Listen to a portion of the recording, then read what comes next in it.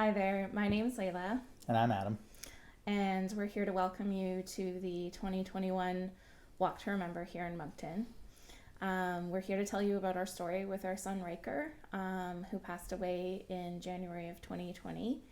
And before we do, we just want to light his memorial candle. We lit this candle last night for the 2021 Wave of Light on October 15th. We light it on his birthday, Mother's Day, Father's Day, and we light it before we do the Walk to Remember every year. So we're lighting it for you and all of your babies.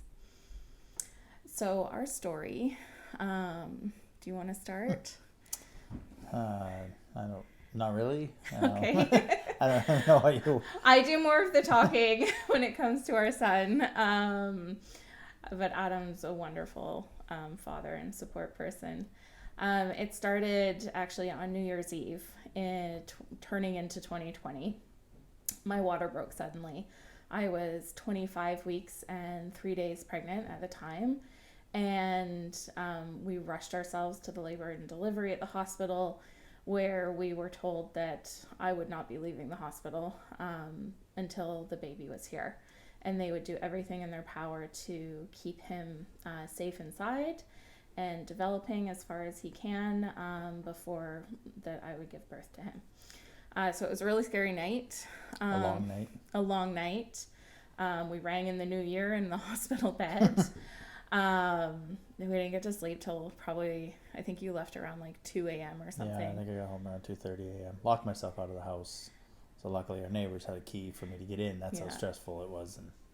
And yeah, I didn't sleep a whole lot in case he was coming out that night. So it was a very long couple days for sure. Luckily, he stayed put. We went through the first week, and there was all kinds of milestones that we were checking off while we were in hospital. Every day counted, every week counted. We were just trying to make it to, I think the first milestone I had was like 28 weeks, and then the next was 32, and we just wanted him to stay as safe as possible. Unfortunately, after 2 weeks, during a snowstorm, I wasn't feeling very good, and I was shaking, and I had a fever, and I just felt off, and I asked Adam to come to the hospital, even though that night you were gonna not come because it was a snowstorm. I walked to the arena in a snowstorm to watch the hockey team, and she had asked me to come to the hospital, and I don't do hospitals, but I was like, but I ended up going, and luckily things got worse as I got there. Like, she's like, no, you need to come. And so, yeah, in a bit of a snowstorm getting there, which, typical of 2020, it was that kind of a night, and it was a roller coaster. So when the nurses came in, they typically do a stress test. If you're in the hospital on bed rest, they do a stress test in the morning, where they hook you up with the belt and the heart monitor, and just monitor the baby's movements and his heartbeat.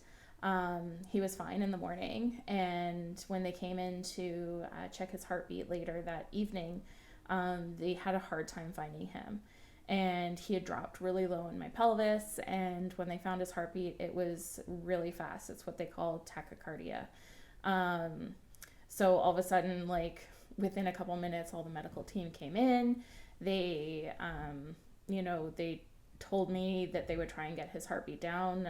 They only give it about 20 to 30 minutes to work. And if it doesn't come down within that time, you are rushed off to emergency C-section. So I felt pretty calm at the time. I had gotten to know our healthcare providers at the Moncton Hospital, and really trusted them. And, it was just one of those things where I said, whatever it takes to get him here safely. He was 27 weeks and 1 day at that time.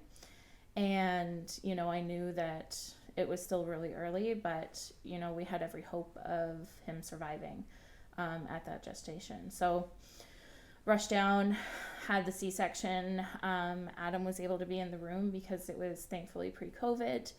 And I heard him cry when he came out, which is a gift that, I can't put words into to actually hear him. But I didn't get to see him right away. The NICU team took him, and Adam followed them up to the neonatal intensive care unit.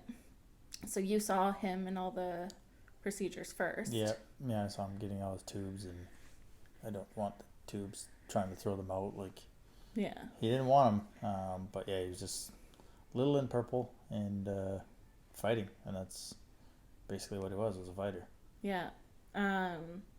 So we knew right away that he was active. He seemed to be fighting. You know, we don't know much about preemies and what the conditions are until the next day. It was almost midnight when he was born, so I didn't get to see him right away. They wheeled me up from pre-op to the room, and I didn't get to see him until the next morning. I needed to rest after surgery, etc. So I think the next day is when reality hit in, and going in and seeing your baby for the first time, hooked up to a lot of machines. And to go back in our story, Ryker's our first child together. We had been trying for 2 years to get pregnant, and he's the result of going through assisted reproductive therapy. So he was very wanted. We tried for him for a long time, and he was our little miracle. So to be wanting that child so bad, and then to have him come early and be hooked up to machines was really hard to see. The doctors didn't hold back when it came to how severe the situation was. You know, they didn't sugarcoat anything. No. It was serious from the start. It was, we have to make it through 24 hours, and then we have to make it through 48, and then we have to make it through 72. And if you make it through 72 hours, your chances are better. And after the first day was when we got the worst news. We called our family in. Yeah. So she does the talking because I don't really remember it. Like, it was just a bit, the fact that you remember it is impressive in itself, but it's just, yeah, it was, I came home and then you had phoned me to come down, and I was by myself when they told me. Because I just got home to shower and have something to eat because hospital food. But yeah, I came home, and then you had phoned me to come down and go through the religious process if we wanted to baptize them or whatever, because it was bad. Then we had to update our families, which her family's in Ontario, my family's in Alberta. So getting them to come here quickly was a tall order, and a big ask for them, stress-wise and financially. But they didn't bat an eye, and they were on the next flight out, the red eye for those in Alberta. But and then it was that day, and then it just kind of seemed to turn a little bit better on day 4, I guess it would be Wednesday. Yeah, after everyone got here. The morning that everybody was arriving, the night before, the doctor had pretty much told us he'll be lucky to make it through the night. And that was when we were crossing the 72-hour mark of the 3 full days of since birth. And we spent that 72nd hour at his bedside in the NICU, and, you know, kind of had a little celebration that he was still breathing and he seemed to be doing okay. They changed his respiratory therapy, and that's what made the difference. So the next morning when we came in for rounds, which if you've been a NICU parent, you know about rounds. It's usually around 10:30 every morning, and the doctors come around. Different therapists come with them, and they give you an overview of everything that's going on with your child. So we walked in for rounds, and the nurses were crying, but it was a good thing. And they were so elated because Ryker had made it through the night, and he was sucking his soother. They had put a soother in, and he was sucking his soother, and that was apparently a big deal for him to have that motion. And we cried with them. We were super happy. Our families arrived that day. They all got to meet him on his best day. And that's a gift I'm super thankful for. We didn't know if they were going to be flying in to meet him alive or not. and they didn't know that either. And he got to meet his older sister Haley, his grandparents on both sides, and his Uncle Jordan on my side, and his Aunt Aislinn on Adam's side. And they all got to spend time with him in the NICU. They got to hold his hand and touch his little feet. Big feet. Big feet. Big toes. And, Big feet. It was a really great day. It's a memory that I think when you've gone through neonatal loss in particular, which is our case, you just really hold on to those good moments, whether you had a couple hours with them or a couple days. Unfortunately, everything changed after that. We woke up the next day and he was visibly different. Mm-hmm. He visibly looked different. They were having trouble with his coloring and his digestion, and his head had swollen a little bit overnight, and they were really concerned. So they were going to do a scan to see what was going on, and during that time, they convinced me to leave the hospital, which was the worst. Like, I cried all the way home. I couldn't believe I was leaving the hospital without my son. And when we came back, our nurse, Angela, sat us down beside his bed, and Dr. Canning came in and told us that he had suffered a bleed in his brain, which preemies are very susceptible to, and that there was nothing that they could do. There's no treatment for it, and there's basically no hope. And there's nothing that they could have done to prevent it. So everything that had been, on this roller coaster, and we were so good the day before, our whole world came crashing down. I had never seen you fall to the floor like I did that day. And it's an image I can't forget. And it was horrible. We spent the next day, a couple hours of that day, just loving him. We got to dress him up and take pictures, and we got to hold him. We got to do our skin-to-skin time. We got to get the machines off him. And that was they were good with it, obviously, and it was we'll keep him comfortable as long as we can, but at some point as parents you just realize that he doesn't deserve it, and it's just time to hold him and, for lack of a better term, let him go. And it wasn't an easy decision by any means, but he had tubes in his little body long enough, and he had fought long enough, and it was time. He had fought long enough, and it was not an easy decision to come to. I mean, it was an ultimate decision, but to actually go through the decision of when to. But the fact that we were able to hold him and skin to skin, and I wasn't even gonna hold him. I actually was just gonna let you hold him for most of the time because it was your first child and whatnot. But having the memory of holding him and hearing him cry on my chest and squeak, just memories that you never forget. The sound never goes away. It's a club that you never want to be part of, but once you are, the support from the hospital staff, the doctors, for them to do what they do and compartmentalize with our situation and then go to the next bed to a different situation, you can't put into words what they do and how much they've helped us get through this, for sure. So we just spent, we said everything. Seems like we spent 8-9 hours with him. I don't think it was that long holding him. I don't think it was that long. It seemed to go forever, but it also seemed really short. Mm-hmm. We let the family come in and spend time with him, and then at the end, when we had everything taken out and he was breathing on his own, it was just Adam and I, and I think he stayed with us for an hour and a half to 2 hours.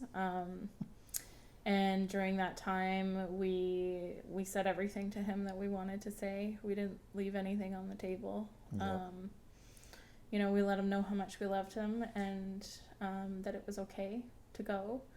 He didn't listen. And then every time he didn't listen. He was stubborn. Every time Adam would kiss his head, his heartbeat would speed back up, and it was, as much as it was a sad time, it was also like a joyful time to be with him. We were able to laugh at his mannerisms and things that he was doing, and create some really great memories. So I think, if you haven't been there, people would think like, oh, you were laughing while he was dying. And it started a roller coaster with him coming early, and it ended with a roller coaster with him not wanting to let go, leave. And it was, it was 4 or 5 times. It's just like, you can, it will be fine. We'll get through it. But, and eventually when he did pass, I think the hardest thing looking back is handing him over and leaving. That's still, when I see other parents that have spent more time with their kids after they passed, I get jealous, because I didn't know that we could, but at the same time we were so tired, we were so worn out, and we just needed to go home. So it can happen either way, and we can't hold it against yourself for whatever you did. But we left the hospital without him, and I think that's one of the hardest things, because you have to pass by labor and delivery when you do it. And there's people out there that are so joyful, and they've got full-term babies, and here you are with your family, and your baby's gone, and he's not coming back. Everything home that you've had for 2 weeks. And and I don't want to not get to other parts, but it takes a while, and this was almost 2 years ago for us, and it's still hard to talk about sometimes. Like, I was talking to Kim earlier today, and I said sometimes I can talk about him and it's like I'm telling you how to make a sandwich. I can talk about him so freely, and I talk about him a lot. Adam and I talk about him all the time. I will gladly talk about his life to anybody who asks. And then there are times when you talk about specific memories, and obviously it brings up the tears, or the feelings. And that's okay. It's going to be like that for a long time. I think this is still new for us as we move through, the years and the milestones and stuff. And it's okay to still feel all those grief feelings, many years down the line. You're not going to forget your children ever. No matter if you got to see them alive like we did, or, if we've had a couple really early miscarriages, and, I still think about those little blips, I call them. They were so early, but I still think about, the fact that we should have a little sibling for Ryker here, and we don't. There's no linear way of grieving. There's no 5 stages like they talk about. You're not going to move through 5 stages like you read a book chapter to chapter. It's just not how it happens. You move through them as it fits you and your life. And for us, we got through it by talking about it a lot. I started a foundation called Big Hearts Little Stars earlier this year for his 1-year birthday. And it's just a way for me to channel my grief and connect with other parents who have been through this kind of loss. And Adam helps by supporting that and talking about it on his podcast, and being part of things like this here today, and doing the Walk to Remember and all that stuff. But you don't have to channel your grief in a way that that I have.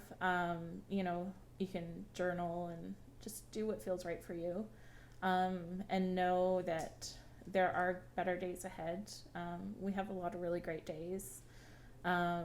You hear now. Yeah, it took a while. Mix all that in, and then add COVID 2 months later. Yeah. It's COVID and grief aren't good. No. COVID's bad enough as it is, grief on top of that. But I'm actually, it was, I don't want to say a blessing that COVID came, but everything shut down. So, you didn't have to feel like you were alone in your house grieving this, because when it started, everyone was grieving and everyone was coming together, and, everyone was at home. So you felt almost a sense of normal because you were home. We both didn't work for a few months after, and because you can't, like, there's days you don't even feel like getting out of bed. But it felt nice to have normal when COVID started, because everybody was going through the same thing. But it's a situation where, as tough as the situation was that we went through with Ryker, I'm glad we went through it in January of 2020, not January of 2021. Yeah. Just based on not being allowed to go into things, protesters in front of hospitals. It's just those people doing that don't deserve it. And I'm not turning this into a political thing, but what I'm saying is, like, the ability to go through this together, with each other, with our families, that's an avenue that anyone going through this is not going to have. And especially for dads, we don't carry the baby, we don't feel everything inside. So if we're not allowed in, or at certain times, it can be even worse. So grieving is a very difficult, very personal thing, and like you said, it's not linear. There's stages of grief, but how they come and where they come from, you never know. So for myself, I know I was just lucky that I was able to be there throughout the whole thing. My parents were there, my sister was there, my daughter was there, because if it was happening right now, I don't know how you get through it, the stage of the grief and losing your child, as well as, I don't even mean in the NICU, I mean in general, losing your child. It's lonely. To be behind a glass wall, it's a very difficult situation to go through, and I'm just kind of glad we went through it when we did, even though it's a club that we never wanted to be a part of, or you ever think you're going to be a part of. But yeah, and I know there's people watching that have gone through this during COVID, and there's, I think, a lot of feelings that come up during that as well. I found that, even though COVID happened just recently after we lost Ryker, I was angry that the world was focusing on what was going on and everybody else's pains and hardships with COVID, and it felt like our grief didn't matter, and it felt like everybody had something else to worry about, and our loss was lessened because of it. So if you felt that way, it's normal. There are good parts and bad parts to having to be isolated during that time. So, but I think what we want to leave you with today is just that there is hope to get through how you're feeling right now. If you're in that really dark place of grief, just take it one day at a time. Know that you and your partner are going to grieve differently, and respect each other with that. We're not the same people. We need different sort of outlets on how we grieve, and that's what's been able to keep us so strong and together is knowing that it's different. So it's different for every couple, it's different for every individual, and the help we got with the psychologist was insurmountable in, like, just helping. It was amazing. So just know that there is joy still to be had in life, that your babies or your children that aren't physically beside you will always be in your heart, and those memories, they won't ever fade. I know they won't fade.